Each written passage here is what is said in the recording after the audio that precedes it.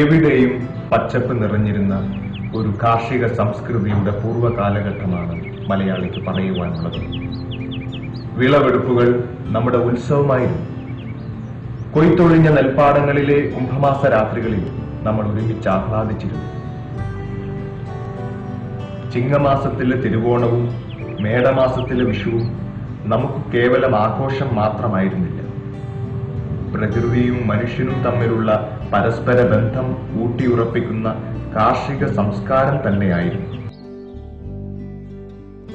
നമ്മൾ കൊയ്യും വയലെല്ലാം നമ്മുടേതാക്കിയ നമ്മൾക്ക് ഇന്ന് കാർഷിക വിഭവങ്ങൾക്കായി മറ്റ് സംസ്ഥാനങ്ങളെ ആശ്രയിക്കേണ്ട ഗതികേടാണ് വന്ന് ഭവിച്ചിരിക്കുന്നത്. കേരളീയന് വേണ്ട പച്ചക്കറികളിൽ പകുതിയിലേറെ ഭാഗവും കേരളത്തിൽ എത്തിച്ചേരുന്നത് തമിഴ്നാടിന്റെ കൃഷിഭൂമിയിൽ നിന്നാണെന്നതും കാർഷിക സംസ്കൃതിയുടെ പ്രൗഢമായ പൂർവ്വകാലം അനുസ്മരിക്കുന്ന നമ്മളിൽ ഒരു നാണക്കേടായി അവശേഷിക്കുന്നു. അതുകൊണ്ട് തന്നെ ചരക്ക് ഗതാഗതം ഒന്ന് സ്തംഭിക്കുകയാണെങ്കിൽ കേരളത്തിന്റെ പച്ചക്കറി വിതരണ ശൃംഖലയും നിലയ്ക്കുന്നു.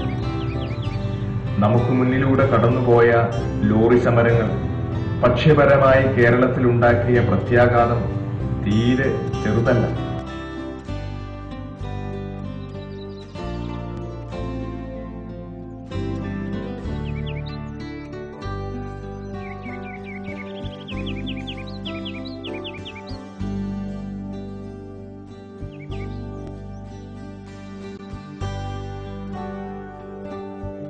വർദ്ധിച്ചു വരുന്ന മനുഷ്യാവശ്യങ്ങൾക്ക് അനുസ്യൂതമായി വയലുകളും കൃഷിഭൂമികളും നികത്തി അവിടെ കൂറ്റൻ ഫ്ളാറ്റുകൾ എന്ന വാസസ്ഥലങ്ങൾ നിർമ്മിക്കുമ്പോൾ കൃഷിയുടെ നിലനിൽപ്പ് അവതാളത്തിലാകുകയും പ്ലാവും മാവും കത്തിരിക്കയും വെണ്ടയ്ക്കയും വഴുതനയും നെല്ലുമൊക്കെ വിളഞ്ഞു തിമിർക്കേണ്ട മണ്ണ് ഫ്ളാറ്റുകൾ കവർന്നെടുക്കും.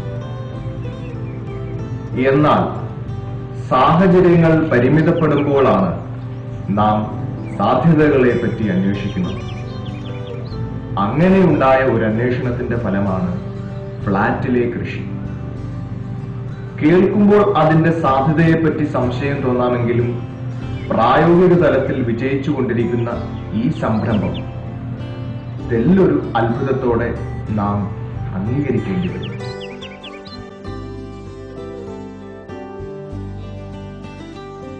സാധാരണ രീതിയിലുള്ള കൃഷിയെ അപേക്ഷിച്ച് ചുരുങ്ങിയ ചെലവിൽ ചെയ്യാവുന്ന കൃഷിരീതിയാണ് മട്ടുപ്പാവിലെ കൃഷി. വ്യാപകമായ മുന്നൊരുക്കങ്ങൾ ആവശ്യമില്ല. അതുകൊണ്ട് തന്നെ വിനോദപ്രദവും ഒപ്പം ആദായകരവുമായ രീതിയിൽ ഏതൊരാൾക്കും അല്പം മനസ്സുവച്ചാൽ ചെയ്യാവുന്ന കാർഷിക സങ്കേതമാണ്. പ്രത്യേകിച്ചും വീട്ടമ്മമാർക്ക് വീട്ടാവശ്യത്തിനും ചെറിയ വരുമാനത്തിനുമുള്ള പച്ചക്കറികൾ ഇപ്രകാരം വിളയിപ്പിച്ചെടുക്കാം എന്നത് തെളിയിക്കപ്പെട്ട വസ്തുതയാണ്. ഇത് ചെയ്യുന്നത് വളരെ ആദായകരമായ ഒരു ഇതും കൂടിയാണ് ടെറസിലെ പച്ചക്കറി കൃഷി എന്ന് പറയുന്നത്. ഒന്നാമത്തേത്, നമുക്ക് ഈ കീടനാശിനി വിഷമൊന്നും ഇല്ലാത്ത നല്ല പച്ചക്കറികൾ നമുക്ക് തന്നെ ഉപയോഗിക്കാൻ പറ്റും. അതുകൂടാതെ കുറച്ചും കൂടി നന്നായിട്ട് നോക്കുകയാണെങ്കിൽ ഇതിൽ നിന്ന് വളരെ നല്ലൊരു ആദായ മാർഗം കൂടിയാണ്. ഞാനും തന്നെ ഇപ്പോൾ ഇവിടെ ഈ ചീര തന്നെ ഒരു മാസം 250 രൂപയുടെ ചീര ഞാൻ കൊടുക്കുന്നുണ്ട്. ഇത്രയും കുറഞ്ഞ സ്ഥലത്ത്, ഞാൻ 5 സെന്റ് സ്ഥലത്താണ് എൻ്റെ വീട് ഇരിക്കുന്നത്. അത്രയുള്ള ടെറസേ ഉള്ളൂ. അതിൽ തന്നെ നല്ല കാരണം എന്താണെന്ന് വെച്ചാൽ നിലത്ത് ഉണ്ടാവുന്നതിലും കൂടുതൽ ഫലം ടെറസിൽ നിന്ന് കിട്ടും എന്നുള്ളതാണ്.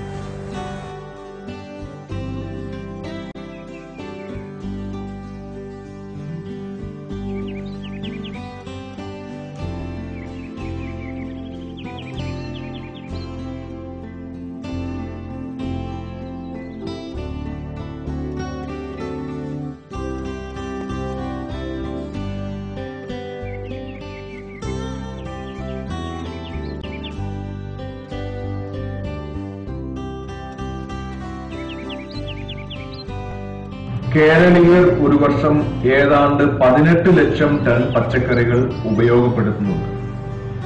എന്നാൽ കേരളത്തിൽ നിന്നുള്ള ഉൽപാദനം ഉപഭോഗത്തിന്റെ 1/3 മാത്രം.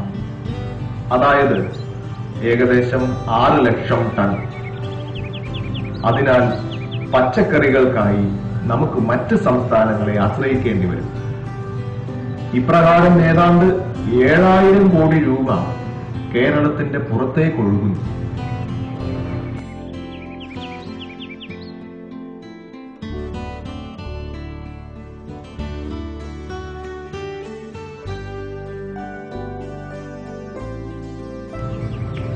മട്ടുപ്പാവിന് മുകളിൽ ആയതുകൊണ്ട് കീടങ്ങളിൽ നിന്നോ മറ്റു ജീവികളിൽ നിന്നോ ഉള്ള കൃഷിനാശം ഇതിൽ സംഭവിക്കുന്നില്ല.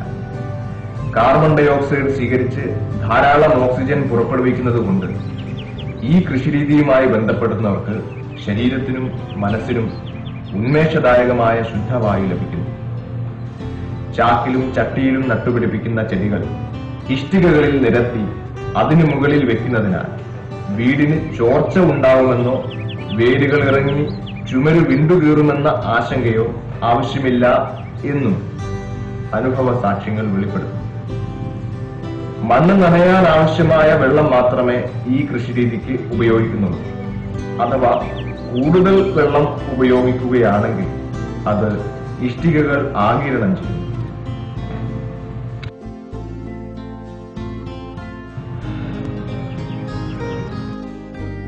പിന്നെ മറ്റൊന്ന്, ഈ പച്ചക്കറികൾ നമ്മൾ വീട്ടിൽ തന്നെ വളർത്തി ഉപയോഗിക്കുന്ന പച്ചക്കറികളിൽ നമ്മൾ തീരെ വിഷം തളിക്കുന്നില്ല എന്നതാണ്. അതുകൊണ്ട് നമുക്ക് ഈ നമ്മുടെ കടകളിൽ നിന്ന് വാങ്ങുന്ന പച്ചക്കറികൾ, അന്യനാട്ടിൽ നിന്നും വരുന്ന പച്ചക്കറികൾ, അവ എത്രമാത്രം കീടനാശിനികൾ അല്ലെങ്കിൽ കുമിൾനാശിനികളിൽ കുളിപ്പിച്ചവയാണെന്ന് നമുക്കറിയാൻ പറ്റുന്നില്ല. രാസവളങ്ങളും കീടനാശിനികളും ഉപയോഗിക്കാത്തത് കൊണ്ട് തന്നെ മട്ടുപ്പാവിലെ കൃഷിരീതിയിൽ നിന്നും ലഭിക്കുന്ന പച്ചക്കറികൾ തികച്ചും അണുവിമുക്തമാണ്. മലയാളികൾ നിത്യേന ഉപയോഗിക്കുന്ന ഏത് പച്ചക്കറിയും ഈ രീതിയിൽ കൃഷി ചെയ്യാവുന്നതാണ്. ഉദാഹരണമായി വഴുതന, വെണ്ട, മുളക്, പപ്പായ, വാഴ, പയർ മുതലായവ. സവിശേഷമെന്ന് പറയട്ടെ, കേരളത്തിന്റെ കാലാവസ്ഥയിൽ അത്രയൊന്നും വിജയകരമാകാത്ത ഓറഞ്ച് പോലും മട്ടുപ്പാവിലെ കൃഷിരീതിയിൽ വിജയിച്ചിരിക്കുന്നു.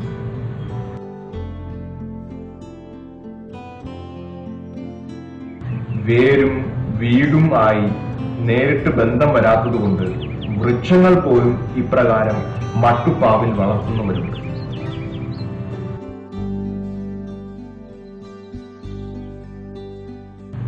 അടുക്കളയിൽ നിന്നുള്ള വേസ്റ്റും മണ്ണിര കമ്പോസ്റ്റും ഇതിന്റെ വളമായി ഉപയോഗിക്കാം എന്നുള്ളത് കൊണ്ട് ഒരേ സമയം നഗര ജീവിതത്തിൽ കുമിഞ്ഞുകൂടുന്ന മാലിന്യം ഒരു പരിധിവരെ ഒഴിവാക്കാം എന്നുള്ളതും വളപ്രയോഗത്തിന് മറ്റ് സാമ്പത്തിക ചെലവ് വരുന്നില്ല എന്നതും ഈ കൃഷിരീതിയുടെ മറ്റൊരു പ്രത്യേകതയാണ്.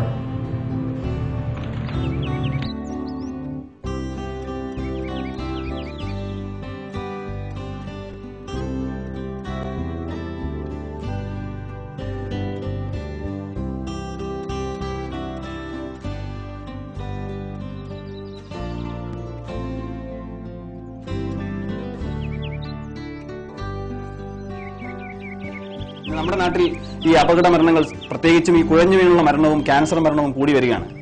ഇതിന്റെ പഠനങ്ങൾ വെളിച്ചത്ത് വന്നില്ലെങ്കിൽ തന്നെയും ഇതിന്റെ ഏറിയ പങ്കും നമ്മൾ കഴിക്കുന്ന ആഹാരത്തിൽ നിന്ന്, അവയിൽ വമിക്കുന്ന വിഷത്തിൽ നിന്നുമാണ് സംഭവിക്കുന്നതെന്ന് നമുക്ക് മനസ്സിലാക്കാൻ കഴിയും. പക്ഷെ നമ്മുടെ വീട്ടിൽ തന്നെ നമ്മുടെ പരിചരണത്തിൽ പച്ചക്കറികൾ ഉൽപ്പാദിപ്പിക്കുകയാണെങ്കിൽ ഇത്തരത്തിലൊരു കീടനാശിനി മയം അല്ലാത്ത പച്ചക്കറികൾ നമ്മുടെ വീട്ടിൽ ഉപയോഗിക്കുന്നതിലൂടെയും നമ്മുടെ ആരോഗ്യം സംരക്ഷിക്കാൻ കഴിയും. ഇത്തരത്തിൽ പലതരത്തിൽ മെച്ചപ്പെട്ടതാണ് മട്ടുപ്പാവിലെ പച്ചക്കറി കൃഷി. സാധാരണ രീതിയിലെ കർഷകരും കൃഷിയും ഇല്ലാതായിക്കൊണ്ടിരിക്കുന്ന നഗരവൽക്കരണത്തിന്റെ കാലഘട്ടത്തിൽ മട്ടുപ്പാവിന് മുകളിലെ മനോഹരമായ ഈ പച്ചപ്പ് ഇത്തിരി ആശ്വാസത്തിന്റെ ഹരിത സാമീപ്യമായി നിലനിൽക്കുന്നു.